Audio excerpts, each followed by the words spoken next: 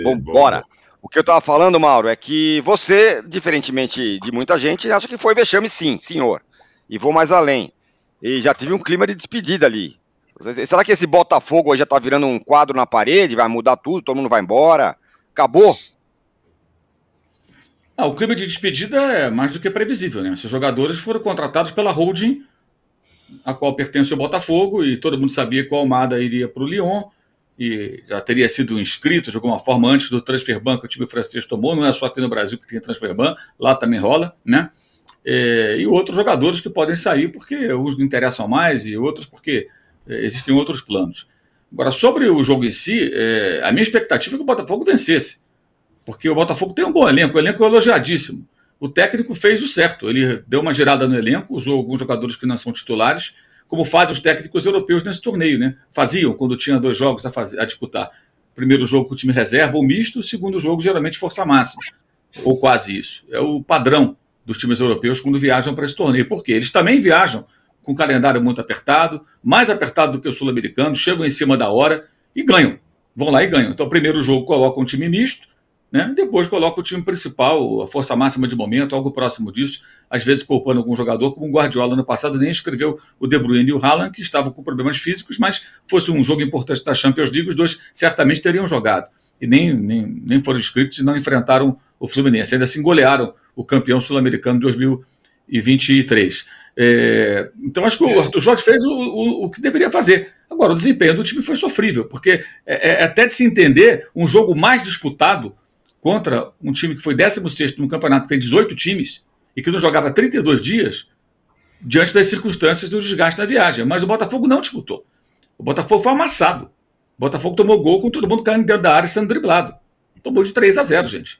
Quando fez 2-0, você olhava para esse jogo já acabou. Não vai acontecer mais nada. E não aconteceu mais nada. Esse é o ponto. Então, se o Atlético foi fiasco, o Inter foi fiasco, o Palmeiras foi fiasco, o Flamengo foi fiasco, o Botafogo foi fiasco, sim. Esse coitadismo do Botafogo é um negócio bem cansativo. Aliás, se eu fosse botafoguense, eu ia ficar muito bravo com isso, porque todo mundo com peninho do Botafogo. O Botafogo é um grande e os outros não gostam do Botafogo, todo time grande é detestado pelos rivais, ou o Botafogo é um coitadinho. O Botafogo não é um coitadinho. O Botafogo hoje tem uma injeção de grana pesada, os jogadores mais caros do futebol brasileiro fizeram parte do elenco botafoguense nessa temporada, ganhou os 2 títulos e fez o papelão como o Flamengo fez 2 anos antes, como o Palmeiras fez também 2 anos antes. Simples assim. E o Palmeiras, naquele ano da pandemia, também teve uma maratona pesada. E não foi discutido dessa maneira. Pegando aqui as datas, o Palmeiras jogou a final da Libertadores dia 30 de janeiro. 3 dias depois jogou contra o Botafogo pelo Brasileiro. E 5 dias depois estava lá do outro lado do mundo também jogando contra o Tigres e perdeu para o time mexicano, também mexicano, por 1-0. E o Tigres era um time melhor do que esse Pachuca, que foi 16º colocado num campeonato com 18 participantes. E foi muito esculachado o Palmeiras, como foi o Flamengo, como foi o Atlético, como foi o Internacional, porque é um papelão. Você cria-se uma expectativa danada para esse negócio, para esse torneio da FIFA. E acho também que a culpa aí não é da CBF, não. Vi muita gente criticando a CBF. A CBF já definiu, muito tempo atrás, no ano passado, como faz sempre, que no primeiro ou segundo domingo do mês de dezembro acaba o Campeonato Brasileiro. Como o dia 1º foi no domingo, acabou o dia 8. Isso já se sabia desde setembro, outubro de 2023. E no dia 20 de setembro desse ano, a FIFA anunciou que o torneio seria no Catar, com esse jogo do dia 11, 3 dias depois. A FIFA ignora o calendário das confederações nacionais, não está nem aí, ou continentais. Ela vai lá e marca, dane-se. E por que esse jogo no Catar? Esse jogo não poderia ser na Colômbia, por exemplo, que seria mais perto, no meio do caminho para o mexicano e para o time brasileiro? Estou dando um exemplo aqui, poderia ser algum outro país aqui nessa região da América Central, ou mais ao norte da América do Sul. Mas não, foi lá no Catar porque a FIFA coloca o torneio onde alguém pague. E o Catar paga. Tremendo anticlímax, estádio vazio, negócio frio, gelado. E a FIFA que é grande responsável por essa maratona que o Botafogo foi submetido. Sobre o avião, aí beira o patético, porque quem arrumou esse avião foi o Botafogo, e foi uma tiração de onda danada. Não, porque o John Textor, amigo do dono do Green Bay, então vai ceder o avião. Foi o que eu li aí. Nossa, o Botafogo, assim, Tom Brady anda nesse avião e tal, e de repente o avião é uma porcaria. Peraí. Primeiro, o cara é super influente, consegue um avião de graça da NFL, né? E fala da NFL aqui no Brasil para estar falando de negócio de outro planeta. Não, a NFL tem avião, tem isso, tem aquilo, aí de repente o avião é ruim. Peraí, então o erro é do Botafogo, pô. O erro, então, é quem contratou esse tal desse avião. Pegasse o avião da Leila, então, pô, talvez fosse melhor. Enfim, uma grande pataquada, uma participação pífia do Botafogo, tá? E eu não vou aqui passar pano pro Botafogo, não. Foi um papelão, sim. E o elenco tão elogiado fracassou. Como fracassou o Flamengo, como fracassou o Palmeiras, fracassou o Atlético, fracassou o Internacional. E acho que é assim que deve se tratar. Claro que é cansativo, tudo mais e tal, mas já se sabia disso. Já se sabia que seria assim. E aí, se o Botafogo vai lá e consegue um resultado, nossa, que heróico, como foi heróico, de fato foi. Jogar com 10 homens é final da Libertadores. É quando perde, não, coitado, foi muito cansativo. Assim é muito fácil. Assim é muito fácil. Quando ganha é heróico, se supera e merece os elogios, e eles foram feitos. Quando perde, não, foi difícil, tal.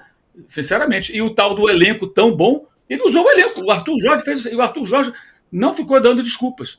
Porque ele fez o certo, ele não podia usar todos os jogadores devido ao desgaste. Ele usou o elenco para jogar contra um time que, dos 10 jogos anteriores, esse time perdeu 6, ganhou 2 e empatou 2. Não jogava 32 dias. Campeonato do México, com 18 times, ele foi o 16º, gente. Esse time triturou o Botafogo. Fosse ainda pelo menos um jogo disputado, a gente falou, o time dos caras é mais fraco, né? Mas o Botafogo brigou ali e tal, foi para os pênaltis, empatou, ganhou de 1-0. Não, tomou 3-0 fora o baile. Então, acho que foi um papelão, sim. Na minha opinião, foi um papelão, como os dois demais que lá estiveram antes e não conseguiram chegar nem à final. A única coisa legal desse torneio é a oportunidade de jogar contra o campeão europeu, né? Até para você medir forças, ver a sua capacidade de competição num outro nível. Quando você não consegue, é um fiasco tremendo, né? É um fracasso retumbante, como os outros também que foram lá e não conseguiram jogar. E o Real Madrid segue esperando, né? Porque o Marcos Braz falou para esperar e o João Textor fez uma brincadeira também, né? Sobre o Real Madrid, então um time pequeno esperando, também está esperando até hoje. E vamos parar, gente, com essa bobagem de achar que o time campeão da América vai conseguir lá devorar o campeão da Europa. Isso pode até ganhar circunstancialmente, mas isso não vai acontecer. E é justíssimo nesse aspecto também o que a FIFA fez. Colocar o campeão sul-americano para jogar 2 vezes. A América do Sul não merece o privilégio de estar direto na semifinal. Não merece nesse tal torneio. Não merece mesmo. Agora o jogo poderia ser em outro local, né? Aí é uma sacanagem o que é feito, claro. Os dois times, como o Pachuca foi eliminado no México, para quem não sabe, tem play-off. Então o time ficou em 16º, claro que ele rodou antes.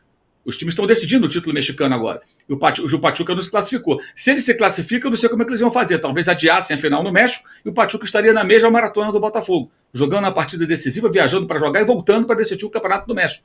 Mas, como ele foi eliminado, ele pôde viajar antes, mas estava sem ritmo, 32 dias sem jogar. Foi um papelão. Na minha visão, foi um grande papelão. Boa.